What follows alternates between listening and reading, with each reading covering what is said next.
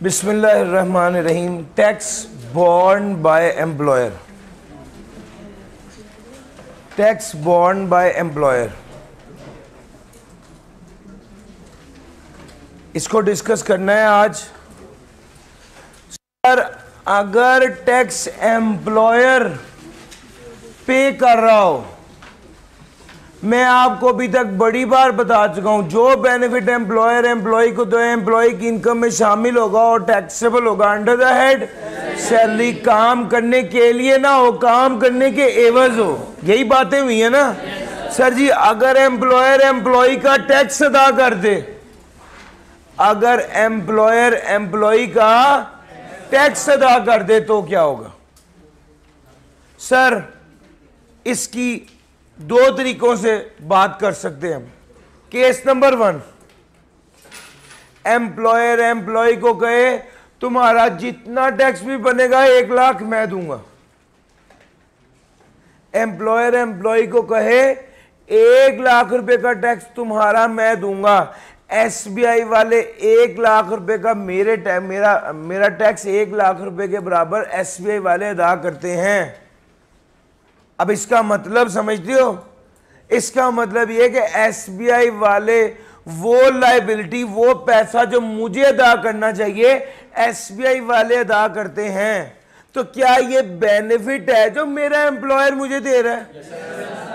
तो ये बेनिफिट है, ये इनकम में शामिल होगा और टैक्सेबल होगा अंडर दैट सैलरी। सर जी मेरी बात पिक कर गए हो? लो भाई, अब इसमें पहला जो पॉइंट है वो ये है भैया, टैक्स पेड बाय एम्प्लॉयर।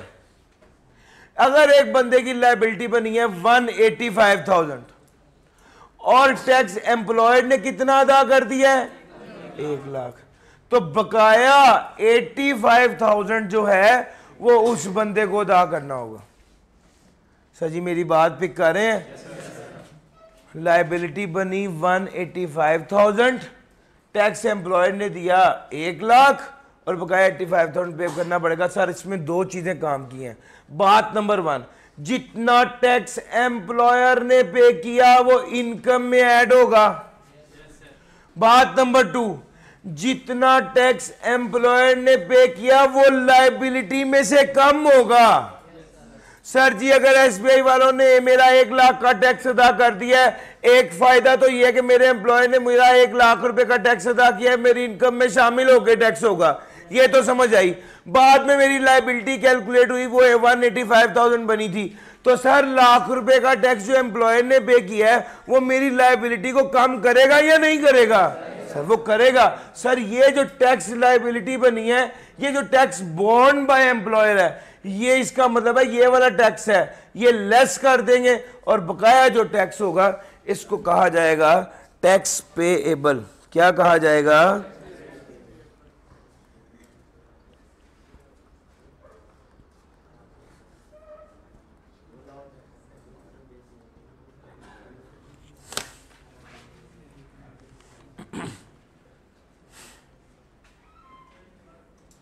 जी भाई दोबारा समझाने लगा हूं, फिर सुन लो, ध्यान से सुनना भैया हैं। अगर आप तवज्जो से सुन रहे हो और नहीं समझ आ रहा तो मेरा कसूर है, लेकिन अगर आप तवज्जो से नहीं सुन रहे तो आपकी ज्यादती है। सर जी एक बंदे की सैलरी है 2 लाख रुपए पर मंथ, उसका टैक्स पेड बाय एम्प्लॉयर ने कहा है मैं तुम्हारा 1 लाख रुपए का टैक्स अदा करूंगा। तो इस केस में क्या होगा? सैलरी 2 लाख पर मंथ थी, 2 लाख मल्टीप्लाई बाय 12 किया, क्या आ गया? 24 lakh. Sir tax paid by employer ये एक बेनिफिट है जो एम्प्लॉयर ने एम्प्लॉय को पे किया, उसकी इनकम में शामिल होगा। यस और नो?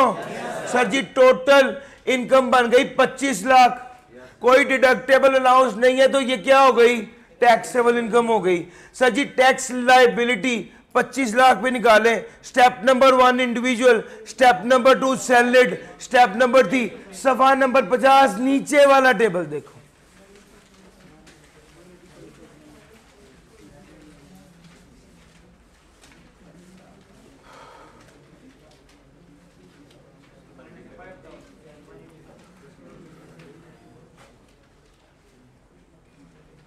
भैया कितनी लायबिलिटी आ गई?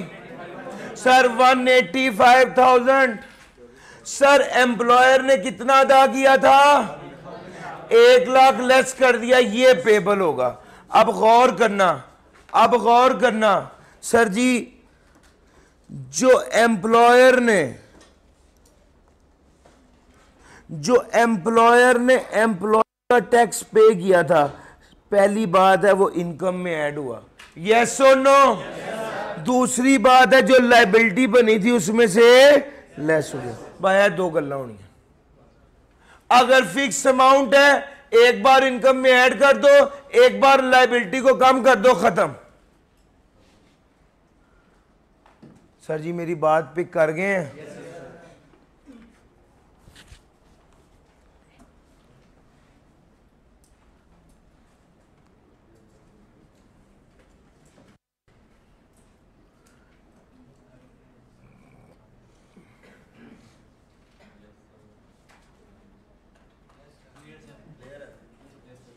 एक बारी दस दो, यस और नो। चलूं आगे? लो सर, अगर टैक्स बॉन्ड बाय एम्प्लॉयर है और अमाउंट का नहीं पता, एम्प्लॉयर कहता है जितना भी बनेगा मैं दूंगा, बस खत्म करो, तुम टेंशन ना लो टैक्स की। सर मेरी इनकम थी 10 लाख, लेट से 10% के हिसाब से उस पर टैक्स बना 1 लाख। एम्प्लॉयर ने क्या कहा है? मैं दूंगा, तो ये 1 लाख कौन पे करेगा? एम्प्लॉयर पे करेगा। सर जी सुनना, यानी ये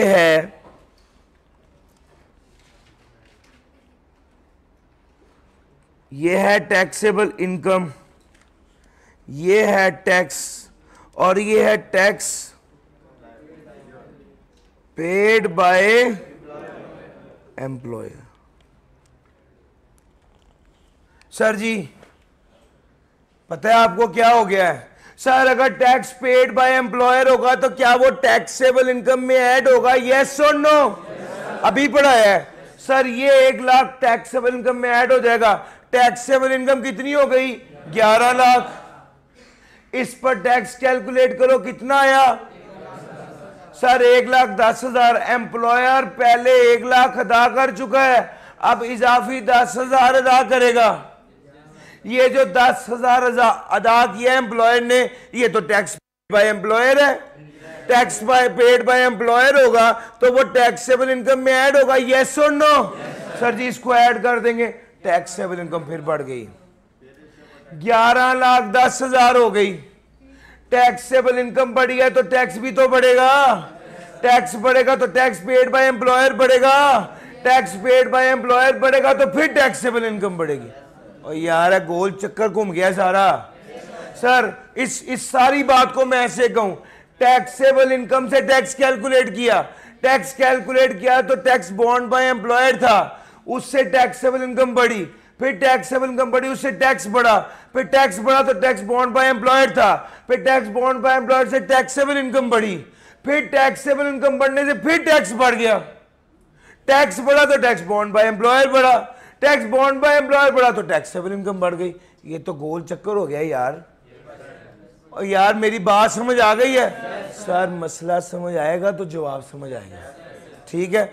मेरा तो सबसे पहला टारगेट ही होता है कि भाई आपको मसला समझ आ जाए कि कुमक मेरी होगी क्या। सर जी समझ आ रही है? यानी अगर इस सारी बात को मैं ऐसे लिखूं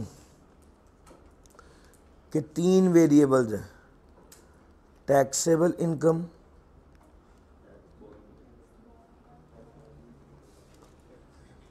टैक्स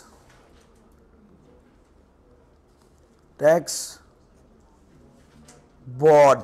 सर बॉन्ड BORNE यानी बर्दाश्त करना, बियर बॉर बॉन्ड। सर समझ आ रही है? Tax bond by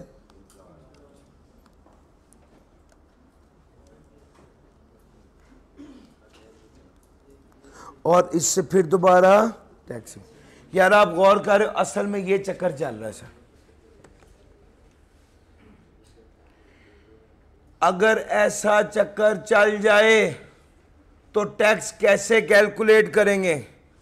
sir tax वालों ने कहा 2 साइकिल्स तक वर्किंग करो और खत्म। हम एहतियातन क्या करते हैं, 3 साइकिल्स तक वर्किंग करवा देते हैं। सर गौर करना, पहली बार टैक्स 1 लाख था, दूसरी बार 10,000 था, तीसरी बार 1,000 था। आप गौर करें, आहिस्ता आहिस्ता एक एक सिफर कम होता जा रहा है। इससे अगली बार 100 होना था, उससे अगली बार 10 होना था, उससे अगली बार 1 होना था। लेकिन क्या पेपर एनवायरनमेंट में हम यही करते रहेंगे कि और सवाल भी करने हैं? सर जी समझ आ रही है? इस वजह से उन्होंने कहा 3 साइकिल्स तक आप चलें और बस बात को ख़त्म करें। अच्छा जनाब।